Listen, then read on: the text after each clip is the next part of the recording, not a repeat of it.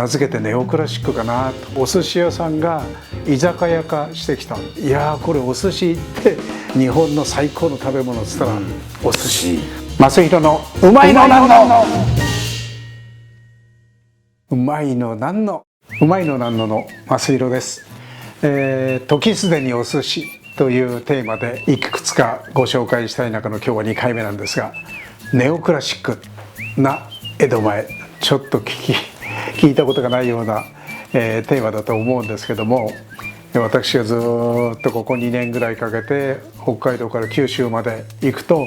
どうもこれは昔ながらの江戸前ではないけれども、でも酢飯と筋種を合わせ江戸前には変わりないな、まあ名付けてネオクラシックかなと。初めて聞きましたね。私が勝手に名付けて、なるほど。まあ辞書には当分載らないと思いますけど、自分が行ってる寿司屋がクラシックなのか、ネオクラシックなのか全く分かってないと思うんですけど、考えもしなかったかもわからないですね。ですよね。でも昔ながらの江戸時代から始まった握り寿司の約200年があるんですね。文化文政の頃から、これはまた江戸前とは何かっていう回でお話したいと思うんですが、それが連綿としてつながってきた中で、江戸前のお寿司屋さんっていうのが、東京以外にもあるわけですけども、すごく大事なクラシックの、要点は、お寿司っていうのはそもそもご飯を美味しく食べさせる料理の一つだっていう理解、クラシックは。種上に乗ってる魚じゃなくてですか、優れた職人さんというか、僕が知ってるクラシックの人たちはみんな下が6で上が4って。そうなんですか。それくらいどんなに筋種を工夫してても酢飯が大事だよっていう、昔のまんまをかたくなにっていうか伝統的に古典的に守る中でも進化させようというのと、全く新しい他の食文化を取り入れながらお寿司を変えていこうという、そういうお寿司屋さんが相当いろいろあるんですね。それをネオクラシックかな。酢飯よりもお酒の方に比重を置いた。酒ですか。お酒のメニューが、品書きがものすごく豊富ですよ。居酒屋さん以外はお寿司屋さんだろうがお蕎麦屋さんだろうが天ぷら屋さんだろうがうなぎ屋さんだろうが、お酒といえば言ってみると菊正宗置いてても、ビールといえばキリンビールだから熱かんねえって言うと銘柄言わなくたって、なるほど、今お客さんが選ばなきゃいけない、そうですね。もう全然違いますよ、それは大吟醸とか吟醸とかね、そういうお酒のバラエティーが増えたところから増えてきて、居酒屋さんの特許がお寿司屋さんまで広がってきて、お寿司屋さんが居酒屋化してきた。今やもうワインリストのある寿司屋もたくさんありますもんね。たくさんあるじゃないですか。でお酒いただくと一升瓶がドンと、あなたが今注文されたお酒はこういう瓶に入ってますよみたいな、そういうワインのラベルを見るのと同じように出てくるようなことがありますよね。そういうことでお酒のところが非常に比重が多くなってくると、握りよりもつまみにいろいろ工夫を重ねて、そうかといって日本料理屋さんがやってるような前菜ね、そういうものと違うおつまみ、つまりお寿司屋さんならではの寿司種を変形させる。あれはだからつまり酒の魚だったってことですよね。それがもう今や握りのものをこうちょっとぶつ切っといてなんてね、昔はマグロのぶつ切ってなんていうのが、つまり握り寿司の種がおつまみになってたのが、もうおつまみそのものを作んなきゃいけなくなってきた。特色で、酒のポジションが、いわゆるクラシックな寿司屋とは違うっていうのがあったんですが、それ以外、お味噌汁が出てくる。味噌汁ね。お客様がとっても喜ぶから、うちで飲む機会が減った分だけ寿司屋に行くと美味しい味噌汁いただけるからみたいな、あるかなと思うんですよ。それがネオの方に入る。僕なんかは個人的には寿司の余韻を楽しむのに味噌汁っていうのは、口の中がお味噌の香りだらけになっちゃうから。あとはデザートね、口の中がしょっぱかったり酸っぱかったりなんかするのをバランス取るために甘いものっていうんで始まったのかも分かんないんだけど、一つのコースとしておつまみが前菜で主菜が握りで、そうしたらデザートがなんとかっていうのをみんな工夫するようなものが出てきて、これがネオの特徴の一つでもあるかなと思いますね。クラシック系の店でも最近なんか卵がデザート的なポジションありますもんね。そうクラシックだって昔は蔵かけって言ってて、お寿司と一緒にね、つまり酢飯の味に合わせた卵焼きだったんだけど、今もうお腹いっぱい20貫も近くも食べると、ね、卵の最後は卵だけのがいいやっていうとなると、卵がデザートの役割をするような味付けになってきたりなんかして、よし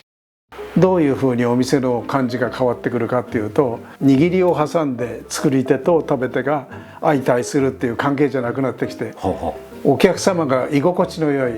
お酒飲んだらゆっくりしたいじゃないですか。そうですね。そうするとお客様の方の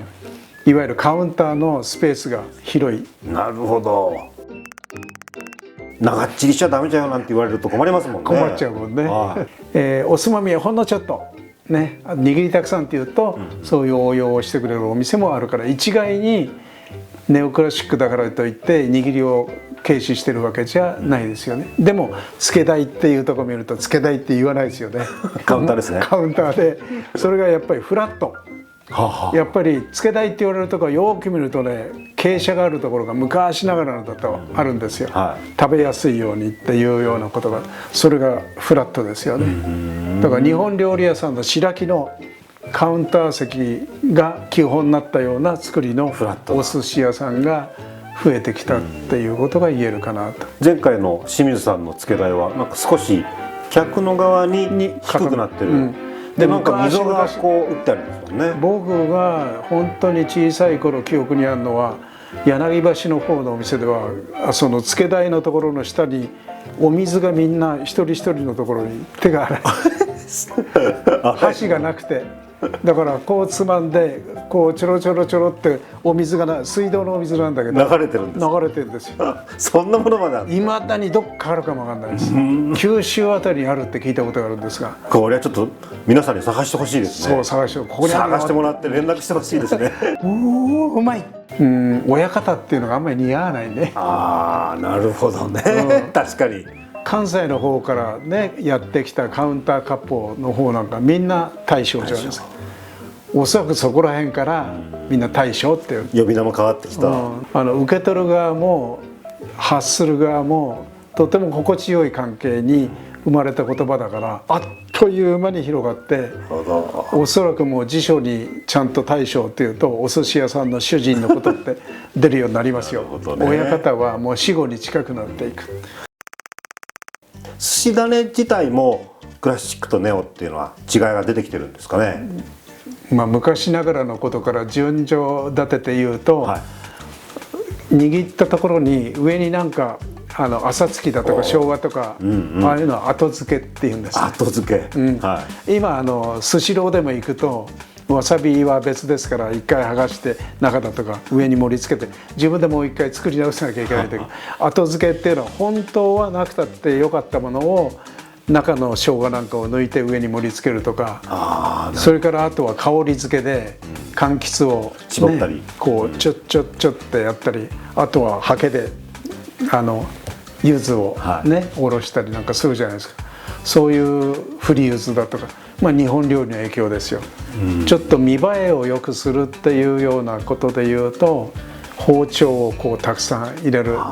食べやすいためにまたは何か意味があるのを隠し包丁っていうんですが、ちょっと飾り包丁かなっていうような見栄えね、盛り付けて、いやこれお寿司って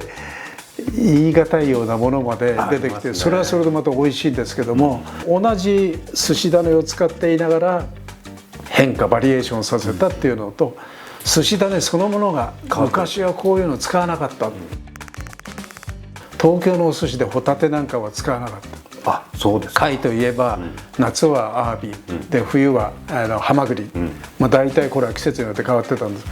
でもハマグリが取れなくなってきたね、なんとかさんがなんとかさんだった偽装問題、アサリがそうで、貝類みんなそうですよ。そうすると変わったものを探さなきゃいけないからって言うんで、赤貝が取れなくなったらじゃあミル貝だ、ミル貝が取れなくなったら石垣貝だ、それから今はホッキ貝とか、ホッキ貝なんか40年前50年前はお寿司屋さんの寿司種にはなかった。そういう意味じゃそれがネオかっていうとネオなんだけれど、上に何にも余計なことをしなきゃクラシックにだんだん馴染んでいくと思うんですよね。ああ、なるほど。でも新しいトレンドも、例えばカワハギなんか、カワハギの肝って美味しいわけじゃないですか、はいはい、それをわさびの代わりに間に挟むことをかますっていうんですけどね、はい、かまして握ったり、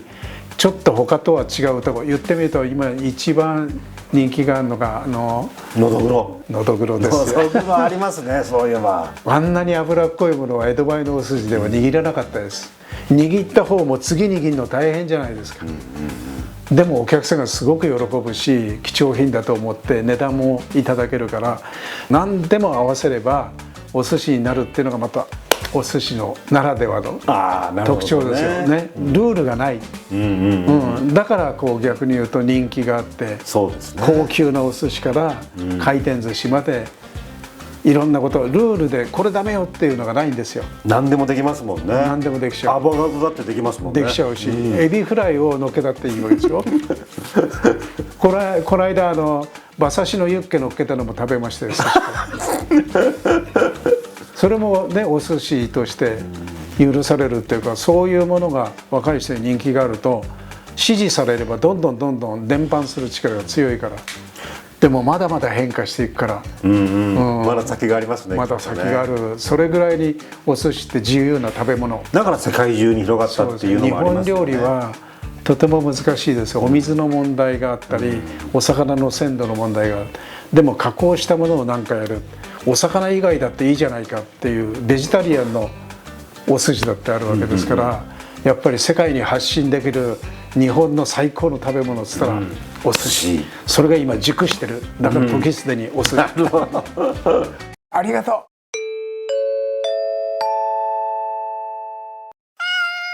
カウンターのお寿司屋でこうガリいっぱい食べる人いるじゃないですか、あれはどうなんですか？私ね、ネオクラシックのお店へ行くとガリたくさん食べます。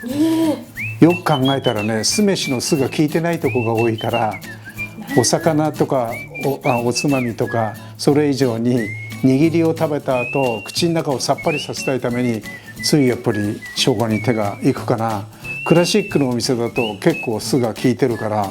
なかなかガリが減りません。それを理由ぐらいかなと思います。よく食べますよ、私も。うまいのなんの美味しくいただきました。